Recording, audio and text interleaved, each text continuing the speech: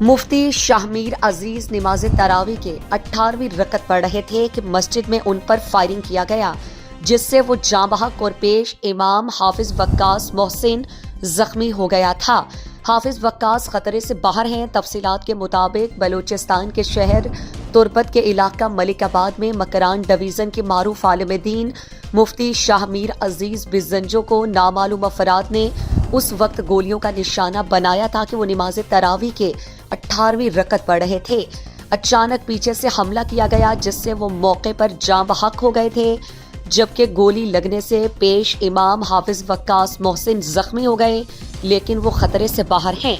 मुफ्ती शाहमीर को तुर्बत और नवाही इलाकों में एक जेद आलिम दीन के तौर पर कदर की निगाह से देखा जाता था।